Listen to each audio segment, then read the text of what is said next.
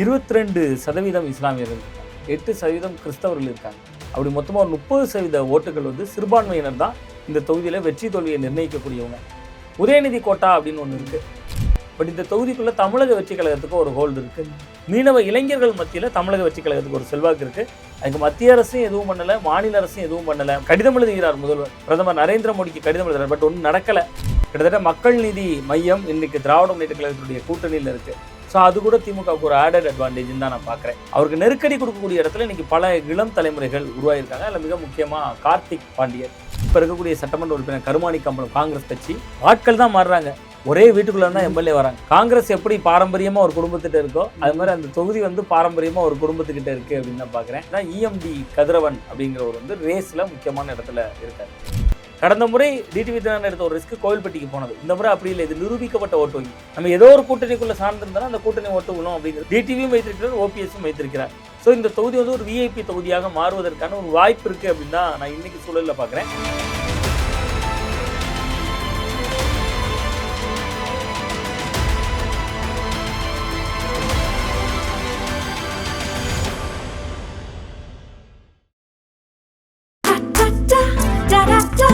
Taste the Milky Mist ice cream.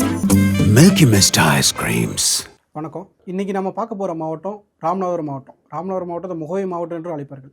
தமிழ்நாட்டிலே அதிகமான கடல் பரப்பு உள்ள மாவட்டம் அது ராமநாதபுரம் மாவட்டம் தான். பல தியாகிகளை, சுதந்திரப்பட்ட தியாகிகளை தந்த மாவட்டம் ராமநாதபுரம் மாவட்டம். அப்படி பல சிறப்புகளை உள்ளடக்கிய ராமநாதபுரம் மாவட்டத்தில் 4 சட்டமன்ற தொகுதி இருக்குது. அந்த 4 சட்டமன்ற தொகுதியும் திமுக கைவசம் தான் இருக்குது. ராமநாதபுரம் மாவட்டத்தில் கள நிலவரம் எப்படி இருக்குது, யார் யார் போட்டியிட வாய்ப்பு இருக்குன்னு பத்திரிகையாளர் சுவாமிநாதன் சார் கேட்டு தெரிஞ்சுக்கலாம். சார் வணக்கம் சார். வணக்கம் சார். இப்போ ராமநாதபுரம் மாவட்டத்தில் 4 தொகுதியில் கள நிலவரம் எப்படி சார் இருக்குது, யார் யார் போட்டியிட வாய்ப்பு இருக்குது? முதல்ல ராமநாதபுரம் பேசிடலாம் அப்படின்னு நினைக்கிறேன். ராமநாதபுரத்தை பொறுத்த வரைக்கும் இப்போ சிட்டிங் எம்எல்ஏவாக இருக்கிறவர் திமுகவுடைய மாவட்ட செயலர்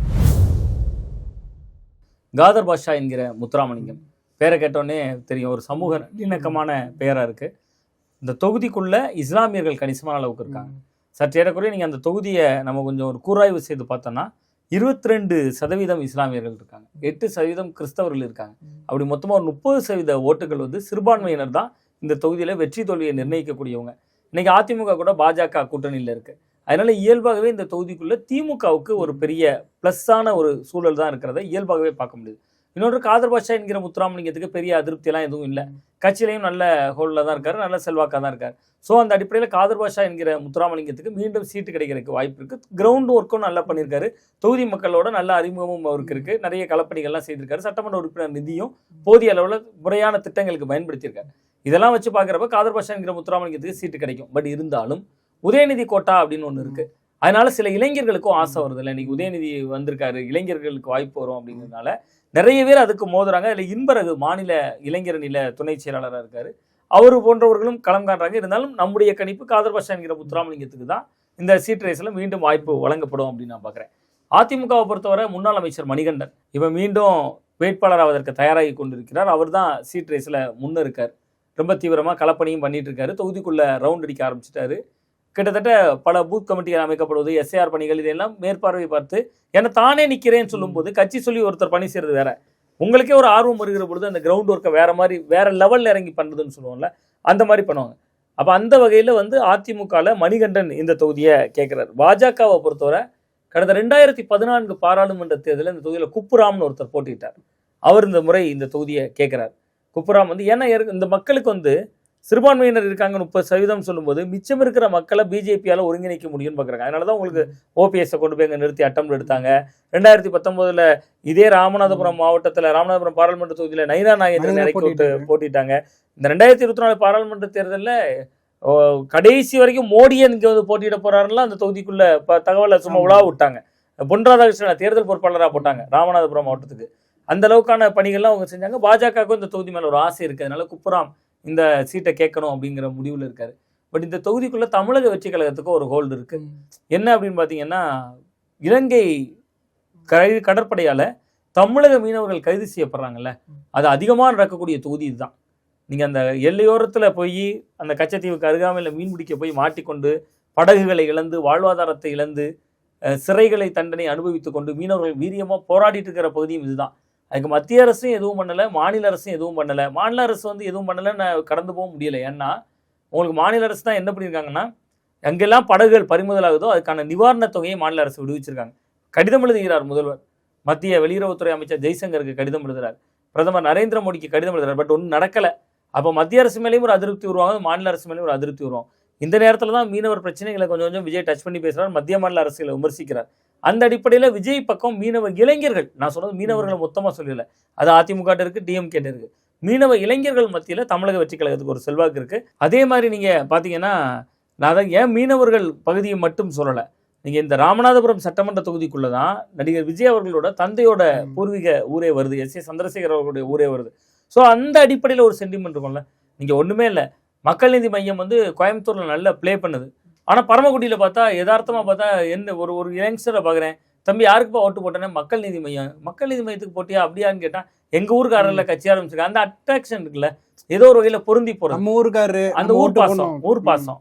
இப்போ நீங்கள் இந்தியாவும் பாகிஸ்தானும் மேட்ச் நடந்தா நான் இந்தியா ஜெயிக்கணும்னு நினைப்பேன், தமிழ்நாட்டுக்கு கேரளாவுக்கும் மேட்ச் நடந்தா நான் தமிழ்நாடு ஜெயிக்கணும்னு நினைப்பேன், நாகர்களுக்கு திருநெல்வேலிக்கு மேட்ச் நடந்தா நான் நாகர்கள் ஜெயிக்கணும்னு நினைப்பேன், என் வீட்டு பிள்ளையும் பக்கத்து வீட்டு பிள்ளையும் விளாட்னா நான் என் வீட்டு பிள்ளை தானே ஜெயிக்கணும்னு நினைப்பேன். அதான் ஊர் பாசம். அந்த ஊர் பாசத்துல விஜய் அவர்களுக்கு கொஞ்சம் கூடுதல் ஓட்டு இந்த தொகுதியில் கிடைக்கிறதுக்கும் ஒரு வாய்ப்பு இருக்கு.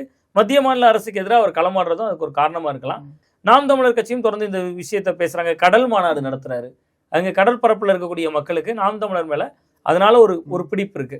ஸோ அதனால இந்த தொகுதியில் இப்படி எல்லா கட்சிகளுக்குமே ஒரு அடித்தளம் இருக்கிறத பார்க்க முடிஞ்சாலும் கூட காதர் பாஷா என்கிற முத்துராமலிங்கம் சிறுபான்மையினர் ஓட்டு பெரும்பான்மையாக இருக்கக்கூடிய தொகுதி, கிட்டத்தட்ட 30% என்பது ஒரு வலுவான ஓட் பேங்க். அந்த ஓட் பேங்கினுடைய அடிப்படையில் ஒருபடி முன்னே நிற்கிறார் அப்படின்னு தான் நான் ராமநாதபுரம் தொகுதியினுடைய கள நிலவரத்தை பார்க்குறேன். பரமக்குடி சட்டமன்ற தொகுதி, பரமக்குடி தமிழ்நாட்டில் இருக்கவங்க மட்டும் தெரியல, உலகருக்கு எல்லாத்துக்கும் தெரியும். ஏன்னா கமல்ஹாசனோட சொந்த தொகுதி. அப்படிப்பட்ட கமல்ஹாசனோட சொந்த தொகுதியில் யார் யார் சார் போட்டியிட வாய்ப்பு இருக்குது, கள நிலவரம் எப்படி சார் இருக்குது? பரமக்குடி அந்த தொகுதியோட அமைப்பே நீங்கள் பொறுத்தீங்கன்னா இயல்பாகவே ஒரு நல்ல ஒரு தொகுதி. அது ஆக்சுவலாக தனி தொகுதி. நீங்கள் வந்து மிக முக்கியமாக பார்த்தீங்கன்னா இந்த ராமநாதபுரம் மாவட்டத்தில் இருக்கிற தனி தொகுதியில் அதுதான் அந்த ஒரே தனி தொகுதி. அதில் வந்து கமலஹாசன் அவர்கள் பிறந்த ஊர். கிட்டத்தட்ட மக்கள் நீதி மையம் இன்னைக்கு திராவிட முன்னேற்ற கழகத்தினுடைய கூட்டணியில் இருக்குது. ஸோ அது கூட திமுகவுக்கு ஒரு ஆடட் அட்வான்டேஜ்னு தான் நான் பார்க்குறேன். ஏன்னா அவருடைய சொந்த ஊர், பிரச்சாரத்துக்கு நிச்சயமாக எங்கே போகிறாரோ இல்லையோ பரமக்குடிக்கு வருவார், முகாமிடுவார், சுற்றுவார். பரமக்குடி இப்போ ஏற்கனவே திமுக தான் சிட்டிங் எம்எல்ஏவாக இருக்காங்க, முருகேசன் இருந்துட்டு இருக்காரு. முருகேசனை பொறுத்த வரைக்கும் தொகுதிக்குள்ள அவருக்கு ரொம்ப பெரிய நல்ல பேரும் இல்லை, ரொம்ப பெரிய கெட்ட பேரும் இல்லை, நியூட்ரலான ஒரு நேம் இருக்கு அவருக்கு. அது போதும். ஒரு அரசியல்வாதி கிட்டத்தட்ட 4.5 ஆண்டுகள் களத்தில் இருக்கக்கூடியவருக்கு வந்து ஒரு கெட்ட பேர் உருவாகாமல் இருந்தாலே அது நல்ல ஆரோக்கியமான ஒரு விஷயம் தான் நான் பார்க்குறேன். அந்த வகையில் முருகேசன் திரும்பியும் சீட்டு கேட்குறாரு. அவருக்கு நெருக்கடி கொடுக்கக்கூடிய இடத்துல இன்னைக்கு பல இளம் தலைமுறைகள் உருவாகியிருக்காங்க. அதில் மிக முக்கியமாக கார்த்திக் பாண்டியனை பொறுத்த வரைக்கும் ராமநாதபுரம் மாவட்ட உதயநிதி ஸ்டாலின் நற்பணி மன்றத்தில் மாவட்ட துணை செயலாளராக இருக்கார். அவர் வந்து உதயநிதி ஸ்டாலின் அவர்களோட அந்த விசுவாசியாக இருக்கார், ஃபாலோவராக இருக்கார். இன்னொன்று காதர் பாஷா என்கிற முத்துராமலிங்கம் அந்த மாவட்ட செயலாளருக்கும் ரொம்ப விசுவாசமான நபராக இருக்கார். மாவட்ட செயலாளர் பரிந்துரைக்கிறதா இருந்தால் அவர் பேர் சொல்றதுக்கான ஒரு வாய்ப்பும் இருக்குது. பட் முருகேசன் கூடயே நல்ல ரிலேஷன்ஷிப் தான் மாவட்ட செயலாளருக்கு இருக்குது. இவர் ஒரு யங்ஸ்டருக்கு வாய்ப்பு இருந்துச்சுன்னா இவருக்கு இருக்கிறதுக்கும் வாய்ப்பு இருக்குது. இன்னொன்று சுந்தர்ராஜ், நீங்கள் பரமக்குடியோட தவிர்க்கவே முடியாத அடையாளம் வந்து முன்னாள் அமைச்சர். அங்கே பரமக்குடியில் ஒரு ஹாஸ்பிட்டல் வைத்திருக்கிறாரு. அந்த மருத்துவமனையில் வந்து போனவர்கள் எல்லாம் அவரை வந்து ஒரு கைராசியான டாக்டர் அப்படின்னு சொல்லுவாங்க. அப்படிப்பட்ட சுந்தர்ராஜ் வந்து அதிமுகவில் 2011 முதல் 2016 வரையிலான விஜய் ஜெயலலிதா அவர்களுடைய பீரியடில் மினிஸ்டராக இருந்தவர். 16ல் சீட்டே கொடுக்கல. அப்படிப்பட்ட காலகட்டத்தில் அவர் அதற்கு பின்பு விஜய் ஜெயலலிதா அவர்களுடைய மறைவுக்கெல்லாம் பின்பு அவர் திமுக பக்கம் ஐக்கியமானார். இப்போ அவரும் சீட்டு கேட்கிறார். பட் அவர் கொஞ்சம் ஏஜ் ஆனவர், வயது, அந்த வயதினுடைய காரணமாக அவர் வந்து அந்த ரேஸ்ல வந்து இருந்தாலுமே கூட வயதை ஒரு கன்சிடரா எடுப்பாங்களா, வயது என்பது வெறும் எண்ணிக்கை தான் அப்படின்னு நினைச்சாங்கன்னா சுந்தர்ராஜும் இந்த ரேஸ்ல முக்கியமான இடத்துல இருக்காரு. அப்ப நான் எப்படி லிஸ்ட் அவுட் பண்ணேன்னா முருகேசன், கார்த்திக் பாண்டியன், சுந்தர்ராஜ் இந்த 3 தரப்புக்கு இடையில திமுக கூட்டு தரப்புல கடுமையான ஒரு போட்டி இருக்கிறத பார்க்க முடியுது. அப்படியே இந்த பக்கம் அண்ணா திராவிட முன்னேற்ற கழகம் நீங்க வந்தீங்கன்னா சதன் பிரபாகரன் பழைய எம்எல்ஏ, முன்னாள் சட்டமன்ற உறுப்பினர், அவர் மறுபடியும் சீட்டு கேட்கிறார். ஏன்னா அவர் ஏற்கனவே ஜெயித்தவர், பை எலெக்ஷன்ல 2019 ஜெயித்தவர், 2021 சட்டமன்ற தேர்தலில் சந்தித்தவர். அதனால அவர் அந்த அடிப்படையில் அவர் அந்த சீட்டை கேட்கிறார். இன்னொன்று ஆர்பி உதயகுமார் போன்றவர்களோடலாம் ரொம்ப நெருக்கமா இருக்கக்கூடியவர், அவரும் கேட்கிறார். 2016 இதே தொகுதியில ஜெயிச்சார் முத்தையா, டிடிவி தினகரன் அவர்களோடு அந்த அணியில் சேர்ந்து தகுதி நீக்கம் செய்யப்பட்டவர். அந்த முத்தையாவும் இந்த முறை அந்த தொகுதியை கேட்கிறாரு. திமுக பக்கம் இருந்து அதிமுக பக்கம் நகர்ந்தவர் பதிவாளர் பாலு, ரிஜிஸ்டர் பாலு அப்படின்னா ரொம்ப பிரபலமான நபர். அந்த ஊர்ல மாவட்ட பதிவாளராக இருந்து ஓய்வு பெற்றவர். தன்னோட ஓய்வுக்கு பின்பு முழு நேரமா அரசியல் செயல்பாடுகள்ல, ரொம்ப குறிப்பா அதிமுகவுடைய செயல்பாடுகள்ல இருக்காரு. அவரும் இந்த தொகுதியை கேட்கிறாரு. தமிழக வெற்றி கழகத்துக்கும் ஒரு சின்ன ஒரு இடைவெளி இருக்கு, நல்ல ஒரு ஓட்டெடுக்கிறதுக்கான ஒரு கெப்பாசிட்டி இந்த தொகுதிக்குள்ள இருக்கு. ஏன் அப்படி சொல்லணும்னா பரமக்குடி அந்த நகரப்பகுதி அப்படிங்கிறது, நீங்கள் பரமக்குடியினுடைய புறநகர பகுதியை எல்லாத்தையும் சேர்த்துக்கிட்டிங்கன்னா தேவேந்திரோட வேளாளர்கள் அதிகமாக இருப்பாங்க. நீங்கள் அந்த பரமக்குடியை பார்த்தீங்கன்னா அதுக்கு ஒரு முகம் கிடையாது. அங்கே செட்டியார் இருப்பாங்க, சௌராஷ்டிரா இருப்பாங்க, பிள்ளைமார் இருப்பாங்க, நாடாரசு இருப்பாங்க, முக்குளத்தோர் இருப்பாங்க, தேவேந்திரோட இருப்பாங்க, எல்லாரும் இருப்பாங்க. இந்த நகரப்பகுதியில் கொஞ்சம் இளைஞர்கள் மத்தியில் தமிழக வெற்றி கழகத்தின் மீதான ஒரு மோகம் இருக்கிறத பார்க்க முடியுது. ஒன்று. இன்னொன்று நாம் தமிழர் கட்சி. நாம் தமிழர் கட்சியை பொறுத்த வரைக்கும் அவர்கள் வந்து தொடர்ச்சியாக களமாடிக்கிட்டே இருக்காங்க. அதனால் அவங்க லிமிட்டடான ஒரு ஓட் பேங்கை வழக்கம் போல தக்க வைப்பதற்கான ஒரு வாய்ப்பும் இந்த தொகுதிக்குள்ளே இருக்குது. இப்போதைய சூழலில் திமுக, அதிமுகவுடைய பாரம்பரிய தொகுதி, நீங்கள் தொகுதியினுடைய வரலாறு எடுத்து பார்த்தீங்கன்னாலே தெரியும். பல கட்டங்களில் அதிமுக வந்து நல்ல கோலோச்சின தொகுதி. இப்போ தான் திமுக கிட்ட இருக்க தொகுதி. ஸோ அது ஒரு கடும் போட்டியை சந்திக்கக்கூடிய தொகுதியாக இது மாறும். ஒரு இளைஞர் முகங்கள் போன்றவர்கள் திமுகவில் வந்திருந்தா மட்டும்தான் அது ரொம்ப ஈடுகட்டுவதாக இருக்கும். ஒரு திமுக அதிமுக இடையில ஒரு கடுமையான போட்டியை எதிர்கொள்ளக்கூடிய தொகுதியாக நிச்சயமாக இந்த தொகுதி இருக்கும் அப்படின்னு பார்க்குறேன். திருவாரூரணை சட்டமன்ற தொகுதி, மற்ற தொகுதியில் 20 வருஷம் 30 வருஷம் ஒரே வேட்பாளர் இருக்காரு, வெற்றி பெற்றாரு, அமைச்சராக இருக்காரு அப்படி சொல்லலாம். ஆனால் இந்த தொகுதியில் மட்டும் ஒரு குடும்பத்தை தான் ஃபுல் அண்ட் ஃபுல்லாக ஒரு 40 வருஷம் 50 வருஷமும் ஒரு குடும்பத்து கையில் தான் இந்த தொகுதி இருக்குன்னு சொல்லலாம். தாத்தா, பையன், பேரன் அப்படின்னு பரம்பரையாக இந்த தொகுதியை கைப்பற்றிட்டு இருக்காங்க. கருமாணிக்க அம்பலம் ஃபேமிலி தான் இந்த தொகுதியை ஃபுல்லாக டாமினேட் பண்ணியிருக்காங்க. அவங்க காங்கிரஸில் தான் சரி, தமிழ் மாநில காங்கிரஸ் சிறிது காலம் இருந்தாலும் சரி, எல்லாமே அவங்க குடும்பத்தை சார்ந்தவங்க மட்டும்தான் அந்த தொகுதியில் போட்டிட்டு இருக்காங்க. அப்படிப்பட்ட திருவாரூர் சட்டமன்ற தொகுதியில் இப்போ கலநிலம் எப்படி சார் இருக்குது? யார் யார் போட்டியிட வாய்ப்பு இருக்குது? நீங்கள் கேட்டதை போல் திருவாடானை இன்னைக்கு வந்து கிட்டத்தட்ட தலைமுறையாக தொடரும் பாரம்பரியம். நம்ம சொல்கிற மாதிரி ஆட்கள் தான் மாறுறாங்க. ஒரே வீட்டுக்குள்ளே தான் எம்எல்ஏ வராங்க. ஆட்கள் தான் வேற. தாத்தா, அப்பா, மகன், இப்போ 3வது தலைமுறையாக பேரன். கிட்டத்தட்ட 3 தலைமுறைகளாக இப்போ இருக்கக்கூடிய சட்டமன்ற உறுப்பினர் கருமாணிக்க அம்பலம் காங்கிரஸ் கட்சி. காங்கிரஸ் எப்படி பாரம்பரியமாக ஒரு குடும்பத்திட்ட இருக்கோ அது மாதிரி அந்த தொகுதி வந்து பாரம்பரியமாக ஒரு குடும்பத்துக்கிட்ட இருக்குது அப்படின்னு தான் பார்க்குறேன். பட் அதில் தவறு இல்லை. அவர்கள் மக்கள் ஆதரிக்கிறார்கள், ஓட்டு போடுறாங்க, ஜெயிக்கிறாங்க, அந்த அளவுக்கான களப்பணியும் செஞ்சுருக்காங்க. கிரவுண்டில் நல்ல பேர் இருக்குது. கிரவுண்டில் நல்ல பேர் இருக்கிறதுனால தான் ஒரு குடும்பத்திலேருந்து 3 தலைமுறையாக வர முடியுது.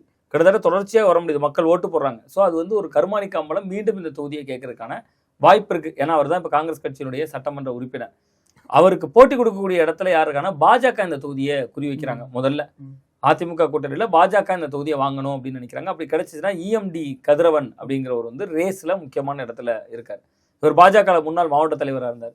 ஆரம்ப காலகட்டத்தில் திமுகவில் தான் அவருடைய அரசியல் செயல்பாடுகள் இருந்துச்சு. பல பொறுப்புகளில் இருந்தார் திமுகவில். இவரோட இம்பார்ட்டன் என்னன்னா, கதிரவனை பொறுத்த வரைக்கும் நீங்கள் எப்படின்னா JK ரித்தீஷ் உங்களுக்கு ஞாபகம் இருக்கும். கண்டிப்பாக சார். அந்த தொகுதியில் ராமநாதபுரத்தில் போட்டியிட்டு ஜெயிக்கவும் செஞ்சிருந்தார். நடிகராக மட்டுமே இருந்த JK ரித்தீஷை திமுக பக்கம் அழைச்சிட்டு வந்து அவரை MP எலெக்ஷனில் நிற்க வச்சு அந்த MP எலெக்ஷனுக்கு வேலை பார்த்ததுல வந்து எல்லா விஷயங்களையும் EMD கதிரவனுடைய பங்களிப்பு ரொம்ப முக்கியமாக இருந்துச்சு. அப்படிப்பட்ட கதிரவனுக்கு திமுகவில் சில மனக்கசப்புகள் நடக்குது. அதுக்கு பின்பு தான் அவர் பாஜகவை நோக்கி வர்றார். பாஜகலையும் மாவட்ட தலைவர் வரைக்கும் இருந்தார். இப்போ அவர் ஏதோ ஒரு மாநில அளவிலான ஒரு பொறுப்பில் இருக்கார். அவர் இந்த தொகுதியை குறிவைக்கிறார், இந்த தொகுதியை கேட்குறார். அதே நேரம் அப்படியே நீங்கள் அந்த பக்கம் வந்தீங்கன்னா திமுகவில் வாதுனா ஆனந்துங்கிறது ஒரு மிகப்பெரிய ஆளுமை. அந்த ஏரியாவில் நடராஜன் முன்னாள் அமைச்சர், அவங்க அப்பா அமமுக பக்கம் இருந்தார். அமமுக சார்பில் நாடாளுமன்ற தேர்தலில் போட்டிட்டாரு, சட்டமன்ற தேர்தலில் போட்டிட்டார். அந்த வாதுனா ஆனந்த் இப்போ திமுகவில் இருக்கார். ஸோ வாதுனா ஆனந்த் திமுகவில் சீட்டு கேட்குறாரு. வாதுனா ஆனந்துக்கு தான் வாய்ப்பு பிரகாசமாக இருக்கிறதா நான் பார்க்குறேன். ஏன்னா அவர் வருகிற பொழுதே சில டிமாண்ட்ஸை சொல்லி தான் கூப்பிட்டு வந்தாங்க. ஏன்னா ஒரு நாடாளுமன்ற தேர்தலில் அமமுகவினுடைய வேட்பாளர், அவர் சட்டமன்ற தேர்தலில் கண்டெஸ்ட் பண்ணவர். ஸோ அப்போ அவரை அழைத்து வந்திருக்கிறதுனால வாதுனா ஆனந்துக்கு இந்த தொகுதியில் வாய்ப்பு இருக்குது அப்படின்னு தான் நான் பார்க்குறேன். அண்ணா திராவிட முன்னேற்ற கழகத்தை பொறுத்தவரை கடந்த காலங்களில் இந்த தொகுதியில் போட்டியிட்ட ஆணிமுத்து அவர் மீண்டும் சீட்டு கேட்குறாரு. ஆணிமுத்து அவர் முன்னாள் மாவட்ட செயலாளராகவும் இருந்திருக்காரு. ஸோ அவருக்கு இந்த தொகுதியில் போட்டியிடுறதுக்கான ஒரு வாய்ப்பு இருக்குது. அது மாதிரி மருதுபாண்டி ஒரு ஒன்றிய செயலாளர்களில் ஒருவராக இருக்கார். இந்த மாதிரியெல்லாம் ரேஸு கடுமையான அளவுக்கு இருக்குது. பட் இருந்தாலும் யார் போட்டியிட்டாலும் வாதுனா ஆனந்த்லாம் வலிமையான வேட்பாளர், EMD கதிரவன் அவரை விட வலிமையான வேட்பாளர். எப்படி யார் போட்டியிட்டாலும் அந்த கரியமாணிக்க அம்பலம் அப்படிங்கிறவர் வந்து ஒரு மிக மிக அந்த மக்களால் மதிக்கப்படக்கூடிய நபராகவும் இருக்கார். ஸோ அது வந்து அவரை யாரால் வீழ்த்த முடியும் அப்படிங்கிறது இந்த 2 பேருக்கு இடையில கடுமையான போட்டி இருக்கும். மும்முனை போட்டி அல்லது இருமுனை போட்டின்னு வந்தால் கூட தமிழக வெற்றி கழகம் போன்ற கட்சிகள் இந்த தொகுதியை பொறுத்தவரை பார்வையாளர்களாக தான் இருப்பாங்க. ஏன்னா கரியமாணிக்க அம்பலம் அந்த தொகுதிக்குள் ஏற்படுத்திட்டு இருக்கிற நேம், கதிரவன் அப்படின்னா இருக்கக்கூடிய ஒரு நேம், வாதுனா ஆனந்த் அப்படின்னா இருக்கக்கூடிய நேம், இந்த பேர்களுக்கு இணையாக அந்த ஊர்களில் வந்து தமிழக வெற்றி கழகத்திலேருந்து யாரும் உருவாயிரல. நாம் தமிழர் கட்சியை பொறுத்தவரை நீண்ட நெடுங்காலமாக களப்பணியாற்றிட்டு இருக்காங்க. அவங்களுக்கு கட்சி, விவசாய சின்னம் இது ரெண்டையும் வைத்துக்கொண்டு ஒரு குறைவான அளவில் வழக்கம் போலான ஒரு ஓட்டை அவர்கள் பெறுவதற்கும் ஒரு வாய்ப்பு இருக்குது அப்படின்னு பார்க்குறேன். இந்த தொகுதியில் கருணாஸ் வந்து 2016 சட்டமன்றத்தில் வெற்றி பெற்று இருந்தார். இப்போ அவருக்கு மீண்டும் போட்டியிட வாய்ப்பு இருக்குமா? இல்லை, அவர் கேட்பார். ஏன்னா ஏற்கனவே அவர் போட்டியிட்ட தொகுதி என்பதனால் அவர் கேட்பதற்கான ஒரு வாய்ப்பு இருக்கிறது. அன்றைக்கு இருந்த களச்சூழல் வேற. ஜெயலலிதா அவர்கள் கிட்டத்தட்ட எந்த கட்சியோடும் கூட்டணியே சேராமல் அவர்கள் வந்து கருணாஸ் போன்றவர்களுக்கு, தனி அரசு போன்றவர்களுக்கு, தமிழ்மகன் அன்சாரி போன்றவர்களுக்கு இரட்டை இலை சின்னத்திலேயே நிற்க சொல்லி சில விஷயங்களை செய்தார். இன்றைக்கு திராவிட முன்னேற்ற கழகத்தினுடைய இப்போதைய இருக்கக்கூடிய கூட்டணிகளுக்கே போதிய இடங்கள் ஒதுக்கப்பட முடியுமா என்கிற சூழல் எழுந்திருக்கிற நிலையில கருணாஸ் அவர்களிடம்லாம் வெளியிலிருந்து மட்டும் ஆதரவு வாங்க போகிறார்களா அல்லது திருவாடனையை கொடுக்க போகிறார்களா என்பதெல்லாம் பொறுத்திருந்தா பார்க்கணும். ஆனால் காங்கிரஸ் விடாதில்ல. நீங்க காங்கிரஸ் நீங்க அதிமுக அந்த இடம் வெற்றிடமாக இருந்தது. அன்னைக்கு கருணாஸ் வாங்கிட்டாரு. தலைமுறையா இத்தனை வருடம் இருக்கக்கூடிய ஒரு குடும்பத்திடமிருந்து ஒரு தொகுதியை வாங்கி கருணாசிடம் கொடுத்தா இது இயல்பாகவே காங்கிரஸ் ஜெயிச்சிட்டு இருக்கிற தொகுதி தானே அப்படிங்கிற ஒரு பார்வை இருக்கு. அதனால கருணாஸ் கேட்பதற்கான ஒரு வாய்ப்பும் இருக்கு. நீங்க கேட்டதை போல கருணாஸ் அவர்களும் கேட்பதற்கான வாய்ப்பு இருக்கு. அது இல்லைன்னா கூட கருணாசும் இந்த தொகுதியை கேட்பார். கண்டிப்பாக கேட்கத்தான் செய்வார். அது எப்படி வரும் என்பதை அந்த காங்கிரஸ் விட்டு கொடுக்குமா? ஏன்னா காங்கிரஸ் ஏற்கனவே நெருக்கடிகளும் அழுத்தங்களும் கொடுத்துட்டு இருக்கு. ஒரு பக்கம் விஜய் கிட்ட பேசுறாங்க, ஒரு பக்கம் இதுல பேசுறாங்க. இந்த மாதிரி சூழல்களில் சிட்டிங் தொகுதிகளில் கை வைப்பதற்கு கொஞ்சம் திமுகவுக்கு தர்ம சங்கடமாக இருக்கும் அப்படின்னு பாக்குறேன். கருணாஸ் கேட்பார். முதுகுளத்தூர் சட்டமன்ற தொகுதி, இப்ப நம்ம முதுகுளத்தூர் சட்டமன்ற தொகுதி களம் எப்படி சார் இருக்கு? யார் யார் போட்டியிட வாய்ப்பு இருக்கு? முதுகுளத்தூர் சட்டமன்ற தொகுதியை பொறுத்தவரை திமுகல சிட்டிங் எம்எல்ஏவா இருக்கக்கூடியவர் அமைச்சர் ராஜகண்ணப்பன் அவர்கள். ராஜகண்ணப்பன் உங்களுக்கு தெரியும். கண்டிப்பா சார். அவர் அந்த ஏரியால மக்களோட ரொம்ப நெருக்கமான தொடர்புல இருக்கக்கூடியவர்.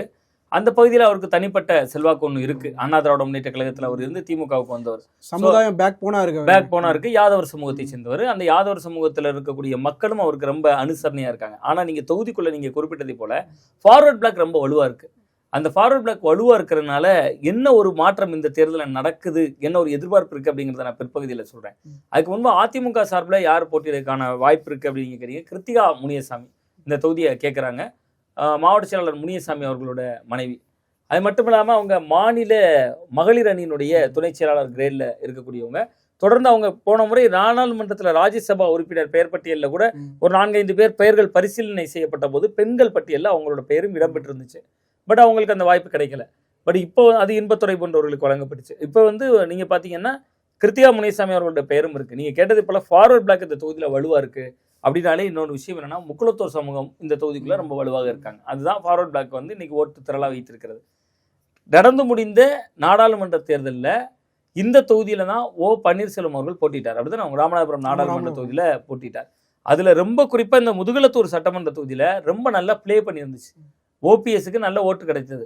அதனால போடியில் நின்னா வழக்கம் போல தேனி மாவட்டத்தில் போட்டியிட்டா நமக்கு இந்த முறை வெற்றி சாத்தியமா? ஒருவேளை நல்ல அலையன்ஸ் கிடைக்கலனா, ஏடிஎம்கே அந்த அலையன்ஸ்குள்ள போலேனா, தேசிய ஜனநாயக கூட்டணிக்குள்ள போலேனா, ஓபிஎஸ் அவர்களும் டிடிவி தினகரன் அவர்களும் குறிவைக்கக்கூடிய தொகுதிகளில் ஒன்றா முதுகுளத்தூரும் இன்னைக்கு மாறி இருக்கு.